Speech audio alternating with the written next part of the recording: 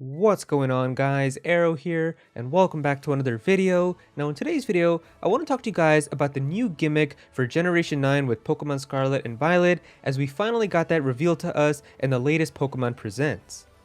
Now real quick before we get started, I just want to let you guys know that I am partnered with Best Buy now, and so there will be links below in the description and the pinned comment to Pokemon Scarlet, Pokemon Violet, and even the double pack. If you click those links and then pre-order from there, you can really support me and help out the channel a lot, so I would really appreciate it. And Best Buy is awesome because they'll actually give you free shipping and send the game right to your house day one, so if you want to play the games the day that they're available and have them delivered right to your doorstep, then definitely consider pre-ordering from the links below in the description or the pinned comment. I would really appreciate it. And these games are looking pretty cool, so I know a lot of you guys definitely want them.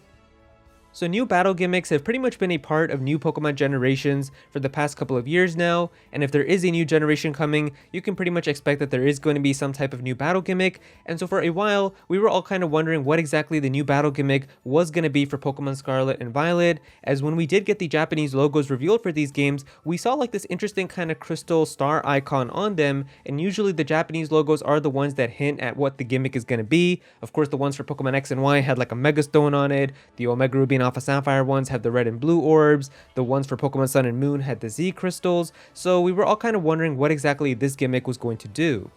And this new Pokemon Presents, which happened a few days ago, finally revealed that this new gimmick is going to be called Terastallizing, where it allows your Pokemon to turn into like this crystallized form, and it's also going to change what type it becomes. Now the reactions online to this seem to be pretty mixed. I've seen a lot of people saying that they're kind of underwhelmed by this, that they don't find it super exciting, that it looks a little lame to them, but then also some people saying that they're a little excited to see what exactly this could do and the potential that it could have in battles. But I've also just seen a lot of people, even in my comment section, saying that they're not really too interested by this gimmick. And I even did a poll on my Twitter where I asked you guys, from all of the recent gimmicks that we've had so far with the Pokemon games, which one is your favorite or looks the coolest to you? And we had about 600 votes that happened in total, and Mega Evolution won by a landslide, to the point where more than 3/4 of the votes just went to Mega Evolution. You can see here that about 77% of the votes were for Mega Evolution, about 7% for Z moves, 6% for Dynamax, and then about 10% for the brand new Terastal crystallizing one with Generation 9. And so Mega Evolution seems to be extremely popular, as I know even after the Pokemon Presents happened, it was still trending on Twitter and a ton of people were talking about it. So what exactly is it about Mega Evolution that people love so much, and why do these new gimmicks seem to not be as exciting? Now I do want to talk for a little bit about this new Gen 9 gimmick first, because I feel like a lot of people don't really understand exactly what this Terastallizing crystal form does, and I feel like it could have some pretty cool potential in terms of like gameplay and competitive wise, but it just doesn't look as cool as Mega Evolution, which is why a lot of people feel underwhelmed by it, but I feel like it could have some pretty interesting advantages. Now this image here is actually a really good representation of exactly how this gimmick is going to work. So we can see right here that this at the very top is what a normal Magnemite is, and of course it's an electric and steel type, which means that it's going to have regular stab and typing. Now stab basically means same type attack bonus. So if you guys didn't know, in Pokemon, if you use an attack that's the same type as your Pokemon, it gets a little boost in terms of its damage, and that's basically called stab. Now one of the things that's really interesting about this new crystallizing mechanic is that every Pokemon is going to come with its own Terra type, and so its Terra type can be the same as this typing that it originally is, or it could be a completely new typing that's also very different from it. And you can see right here in these examples, for example, one of them that we have here is a normal type. So if this Magnemite had a normal Terra type, what that does is in battle, when you decide to go into the crystal form and you press the Terastallize button, you're basically going to turn your Magnemite from electric and steel into a pure normal type Pokemon. And so now it's going to be completely different, to the point where now if you use ground type attacks on this Magnemite, they're not going to be super effective, they're just going to be normal damage, but fighting type is going to be its only weakness because it's now a complete normal type. This would also mean now that because it's a normal type attacks are going to get the same type attack bonus, so now the normal type attacks are what's going to get the stab boost, so moves like Tri Attack will do even more damage. Now let's say your Terra type was already one of your current typings, so for example Magnemite is already an electric and steel type, but let's say that its Terra type was also electric. Doing this and you turning into the crystallized form for Magnemite will make it turn into a pure electric type Pokemon, so now fighting attacks will not be like super effective against it, but because it was already an electric type originally too, it's basically going to be getting even more of an electric type bonus. So we can see right here that it's going to be getting the pure electric stab plus electric damage boost, but it's going to lose its steel typing. And so I feel like this could be a pretty interesting gameplay mechanic. Any Pokemon could have any of the 18 types as their Terra type, and you really don't know what you could be expecting, and I feel like because of the other person's playstyle, they could decide to use their Terra type as a really offensive measure, or they could play it really defensively.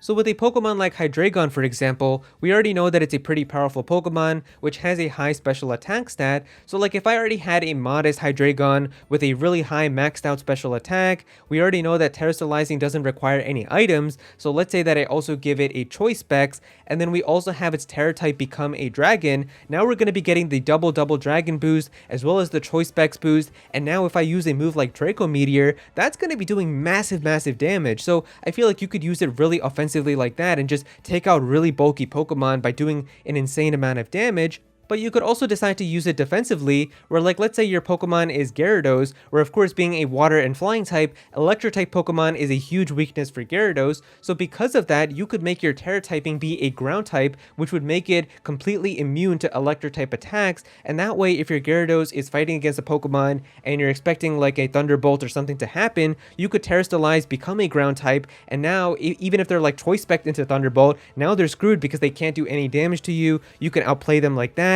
Either way, you could just predict them to use an electric type move and you're not going to have to worry about getting hit by that. You could play very defensively, so there's a lot of potential for exactly how this gimmick could be used.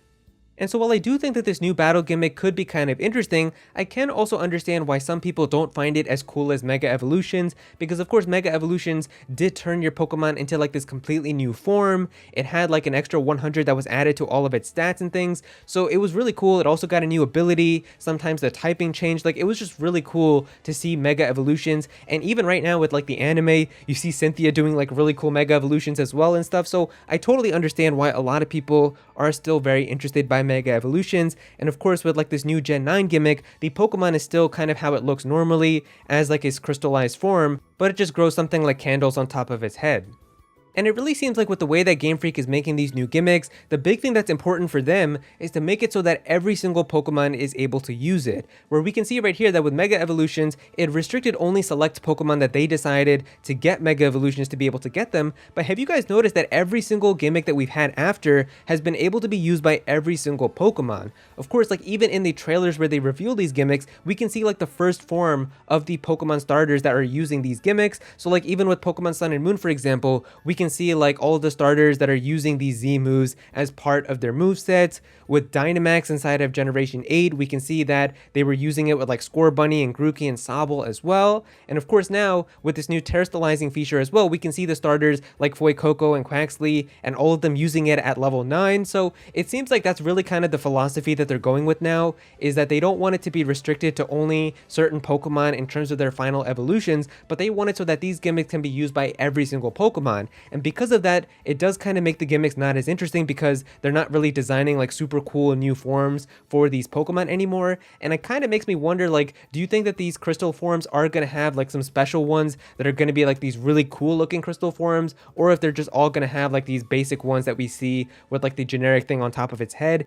I don't know, because even with Dynamax, they also did have Gigantamax, which actually did change the form, so maybe they are hiding like a special type of crystal form that is actually going to change the Pokemon's appearance too, but I don't know, I just feel like that I can understand why these gimmicks don't seem to be as exciting as Mega Evolution, because of course, it seems like Game Freak's kind of biggest priority now is making all these gimmicks work for every single Pokemon instead of restricting it to certain ones only.